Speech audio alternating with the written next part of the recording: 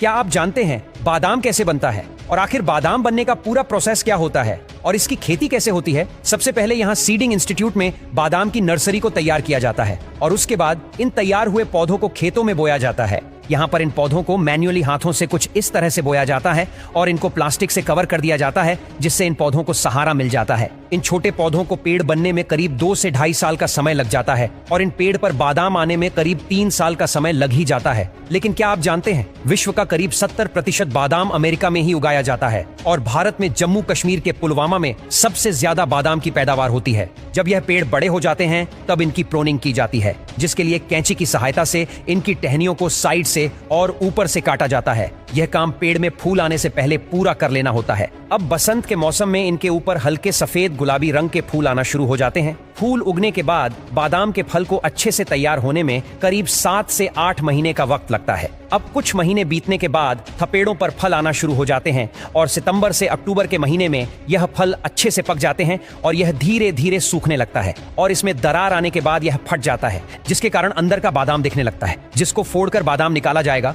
अब समय आ गया है इनकी हार्वेस्टिंग प्रोसेस का। हार्वेस्टिंग करने के लिए यहाँ एक बड़े वाइब्रेटर मशीन का यूज करते हैं। ये मशीन पूरे पेड़ को बहुत जोर से हिलाती है, जिससे पेड़ में लगे सूखे फल टहनियों से टूटकर नीचे गिर जाते हैं और इनको इकट्ठा करने के लिए इस स्वीपर मशीन का इस्तेमाल किया जाता है। यह मशीन बिखरे हुए बादाम को इकट्ठा कर देती है और बाद में यह मशीन सभी बादाम को उठाकर जमा करता जाता है। पूरे बागानों के बादाम को इकट्ठा करने के बाद बड़े बड़े ट्रैक्टरों में इसको उलट दिया जाता है और फिर इसे ट्रांसपोर्ट करके फैक्ट्री में रवाना कर दिया जाता है। जब यह बादाम फैक्ट्री में आते हैं तो इसमें बहुत सारी अशुद्धियां होती हैं, जिसमें पेड़ के पत्ते, पेड़ की छोटी छोटी लकड़ियां और जमीन के कंकड़ पत्थर भी इसमें शामिल होते हैं। और फैक्ट्री में आने के बाद पहला काम इन सबको बादाम से अलग करने का होता है, जिसके लिए इन सभी बादाम को डस्टर मशीन में डाला जाता है, जो कि बादाम और अशुद्धियों को सेपरेट कर देता है और केवल बादाम कन्वेयर बेल्ट के जरिए आगे बढ़ता जाता है। लेकिन अभी भी बादाम के ऊपर इसका छिलका लगा हुआ है। इसके छिलके को निकालने के लिए बादाम को क्रैकर मशीन में डाला जाता है, जो कि बादाम से इसके छिलके को अलग कर देता है